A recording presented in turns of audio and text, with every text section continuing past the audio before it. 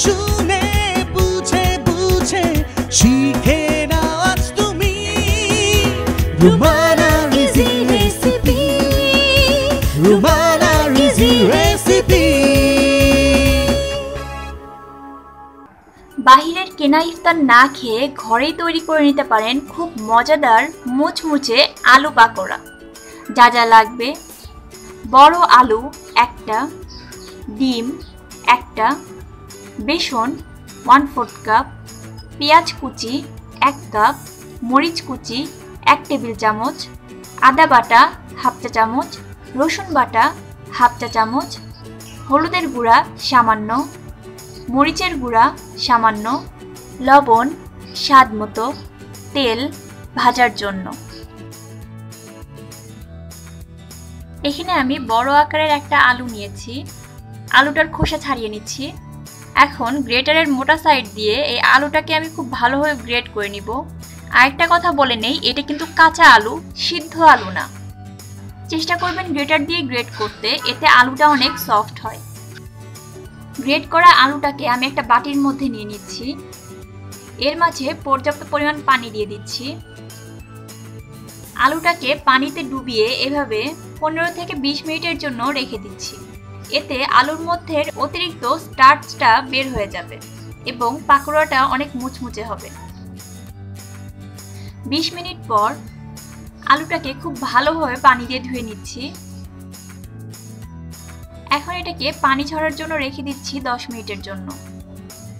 10 minute পর অনেকটা পানি ঝরে গেছে।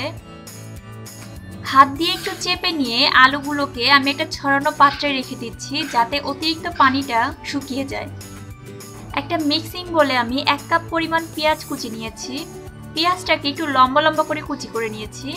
এর মাঝে দিয়ে দিচ্ছি 1 টেবিল চামচ পরিমাণ কাঁচামরিচ কুচি। আরও দিয়ে দিচ্ছি 1/2 চা চামচ আদা বাটা, 1/2 চা চামচ রসুন বাটা, সামান্য হলুদের গুঁড়া আর খুব সামান্য মরিচের গুঁড়া। সব কিছুকে খুব ভালোভাবে হাত দিয়ে মাখিয়ে নিচ্ছি। লবণটা কিন্তু আমি এখনো দেইনি। মাখানো হয়ে গেছে। এর মাঝে আমি আলুটা দিয়ে দিচ্ছি। আলুর সাথে মশলাগুলোকে আবার খুব ভালোভাবে মাখিয়ে নিচ্ছি। এর মাঝে দিয়ে দিচ্ছি 1/4 কাপ পরিমাণ বেসন। আবার একটু মাখিয়ে নিচ্ছি। যে কোনো কিছুতেই বেসন ব্যবহার করলে তা অবশ্যই চেলে নেবেন, কারণ বেসনে প্রচুর পরিমাণ ময়লা থাকে। এখন একটা ডিম দিয়ে দিচ্ছি। চামচ দিয়ে ডিমটাকে খুব ভালোভাবে মিশ্রণের সাথে মিশিয়ে নিচ্ছি। সব শেষে দিয়ে দিচ্ছি স্বাদমতো লবণ। লবণটা দিয়ে আবার একটু মাখিয়ে নিচ্ছি। লবণটা শেষে দেওয়ার কারণ হলো লবণ দেওয়ার সাথে সাথে আলুটা পানি ছেড়ে দিবে, তাই একদম ভাজার ঠিক আগ মুহূর্তে আপনারা লবণটা যোগ করবেন। কড়াইয়ে তেল নিয়ে নিচ্ছি। তেলটা সামান্য গরম হলে পাকোড়াগুলো দিয়ে দিচ্ছি। হাত দিয়ে সমান করে দেওয়ার দরকার নেই। পাকোড়াটা একটু অমসৃণ থাকলেই খেতে বেশি ক্রিস্পি হয়।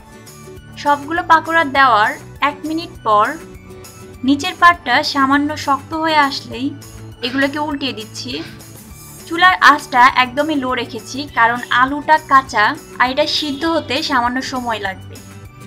কিছু সময় পর পর মোট 4 থেকে 5 বার আমি পাকোড়াগুলোকে উল্টিয়ে দিয়েছি। এর কারণ হচ্ছে এক পাশে বেশি সময় থাকলে নিচের পাশটা ব্রাউন কালার চলে আসবে, কিন্তু আলুটা কাঁচাই রয়ে যাবে। এক ব্যাচ পাকোড়া হতে আমার সময় লেগেছে 7 থেকে 8 মিনিট। দুপাশে এরকম ব্রাউন কালার হয়ে গেলে তেল ঝরিয়ে একটা টিস্যুর উপরে আমি পাকোড়াগুলোকে তুলে নিচ্ছি। রেসিপিটি ভালো লাগলে অবশ্যই একটা লাইক দিয়ে উৎসাহিত করবেন।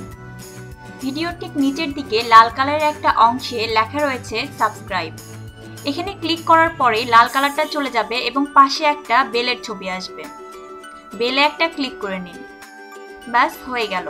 এখন আপনি আমার চ্যানেলের সাবস্ক্রাইব মেম্বার। আমি যখনই কোনো নতুন রেসিপি আপলোড করব, সাথে সাথে আপনার কাছে নোটিফিকেশন চলে যাবে। এতে করে আপনি আমার রেসিপিগুলো নিয়মিত দেখতে পারবেন। তাহলে আর দেরি কেন? যদি আপনি আমার রেসিপি নিয়মিত দেখতে চান তাহলে এখনই নির্দেশনা অনুযায়ী সাবস্ক্রাইব করে নিন। খুব তাড়াতাড়ি আরেকটি মজার রেসিপি নিয়ে হাজির হব আপনাদের সামনে। আল্লাহ হাফেজ।